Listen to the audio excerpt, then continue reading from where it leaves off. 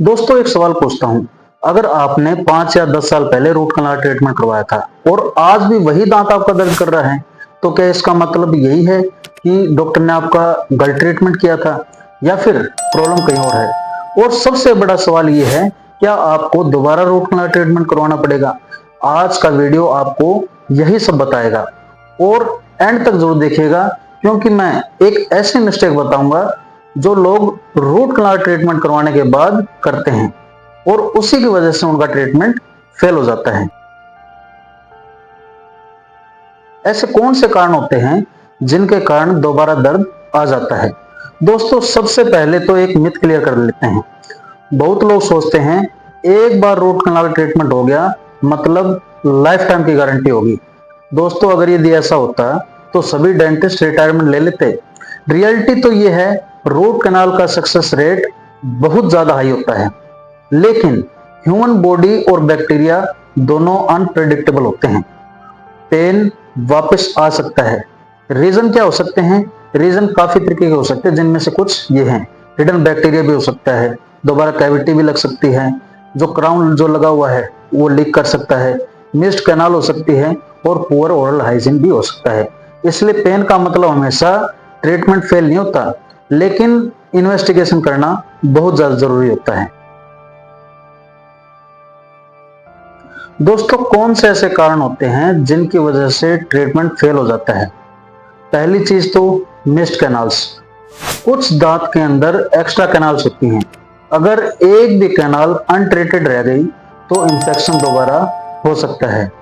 और दूसरी चीज, क्राउन या फीलिंग में लीकेज होना। दोस्तों आप इमेजिन कीजिए कि आपने अपने घर पे एक छत डलवाई है और जो छत जो है वो प्रॉपर तरीके से नहीं डली, उसके अंदर काफी ज्यादा क्रैक रह गए और उसकी वजह से क्या होगा, उसके अंदर नमी आ जाएगी, छत के अंदर नमी आ जाएगी, जिसकी वजह से पूरी छत खराब हो जाएगी। बिल्कुल वैसे ही लीक वाली फीलिंग से बैक्टीरिया दोबारा अंदर चला जाता है, जिसकी वजह से इंफेक्शन होना लाजमी हो जाता है। तीसरी चीज, दांत में क्रैक आ जाना। कभी कभी ट्रीटमेंट परफेक्ट होता है लेकिन बाद में दांत क्रैक हो जाता है और क्रैक से बैक्टीरिया दोबारा एंट्री ले लेता है और दोबारा इन्फेक्शन हो जाता है। दोस्तों चौथी चीज, उसी दांत के अंदर दोबारा कीड़ा लग जाना। रूट कनाल हुआ इसका मतलब ये नहीं कि दोबारा कीड़ा नहीं लग सकता। शुगर और बैक्टीरिया कभी भी छुट्टी पे नहीं होते, वो रोज ड्यूटी पे आते हैं। और पांचवी चीज, डिलेड क्राउन। ये बहुत ज्यादा कॉमन मिस्टेक होती है। डॉक्टर आप लोगों को समझाता है कि आरसीटी के बाद कैप लगवा लो, लेकिन पेशेंट उस चीज को डिनाई कर देता है और उसको आगे के लिए पोस्टपोन कर देता है। बोलता है कि अगले महीने करवा लूंगा, और दोबारा यदि ये चीज होती है फिर बोलता है अगले महीने करवा लूंगा। ये अगले महीने करते करते ये पूरा साल निकल जाता है और तब तक दांत फ्रैक्चर हो जाता है, मतलब दांत टूट जाता है।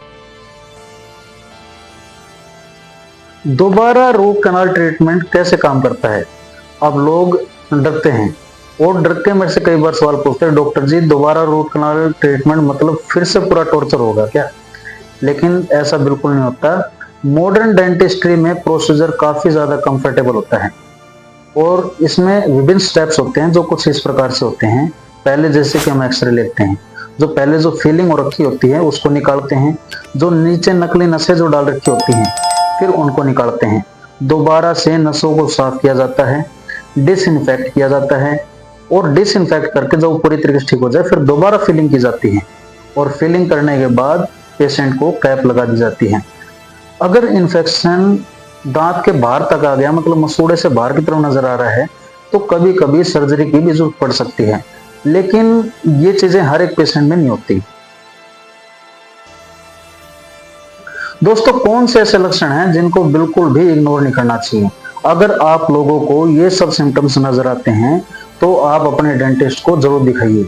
कभी भी खाना खाते हुए दर्द होना, मसूड़ों में सूजन आना, या फिर दांत के पास में कोई पिंपल नजर आना, बैड टेस्ट आ रहा हो, या फिर मुंह से बदबू महसूस हो रही हो, या फिर जो अपना दांत होता है वो ढीला महसूस हो रहा हो, या फिर दोबारा दर्द महसूस हो रहा हो। अब आप लोग सोच रहे होंगे कि दोबारा रूट कनाल ट्रीटमेंट तो करवा लें, लेकिन इसका सक्सेस रेट क्या है और रिकवरी कैसे होगी? गुड न्यूज ये है रूट कैनाल रीट्रीटमेंट का सक्सेस रेट भी काफी ज्यादा अच्छा होता है, स्पेशली जब इन्फेक्शन अर्ली स्टेज में डिटेक्ट कर लिया जाए। रिकवरी जनरली इजी होती है, थोड़ा डिस्कंफर्टेबल जरूर होता है, लेकिन सीवियर स्वेलिंग या फिर फीवर हो तो अपने डेंटिस्ट से जरूर मिलें। दोस्तों, अब तक जो हमने पूरी वीडियो में देखा उस चीज को दोबारा जान लेते हैं। चलिए 30 सेकंड में पूरा वीडियो फिर से रिवाइज कर लेते हैं। रूट कैनाल के बाद पेन नॉर्मल नहीं होता अगर वो बार बार आए। मिस्ड कैनाल्स, यानी दांत के अंदर ट्रीटमेंट हुआ है, उसके अंदर कोई कैनाल छूट गई है तो उसे दोबारा से ठीक करवाएं। कोई भी क्रैक या फिर लीकेज हो उसको फिर से दोबारा से ठीक करवाएं, या फिर कोई दोबारा नई कैविटी हो गई है उसको भी ठीक करवाएं। कोई भी स्वेलिंग, पिंपल या फिर ब्लड टेस्ट, दोबारा दर्द आ रहा है तो अपने डेंटिस्ट से जरूर मिलें। इन चीजों को आपको बिल्कुल भी इग्नोर नहीं करना है। रूट कैनाल रीट्रीटमेंट से अक्सर नेचुरल दांत बचाया जा सकता है। जल्दी डायग्नोसिस मतलब बेटर आउटकम। दोस्तों, एक सिंपल सा रूल होता है, natural tooth is always better than artificial replacement, जब तक उसे सेफली बचाया जा सकता हो। अगर वीडियो यूजफुल लगा लाइक जरूर करिए, कमेंट में बताइए क्या आप या आपके किसी फैमिली मेंबर का रूट कैनाल कभी दोबारा हुआ है क्या। और अगर आप डेंटल हेल्थ से जुड़ी ऑथेंटिक इंफॉर्मेशन हिंदी में जानना चाहते हैं तो हमारे चैनल को सब्सक्राइब कीजिए और बेल आइकन को दबाना मत भूलिए। तो दोस्तों, मैं हूं डॉक्टर विजय कुमार, मिलते हैं नेक्स्ट इंफॉर्मेटिव वीडियो में।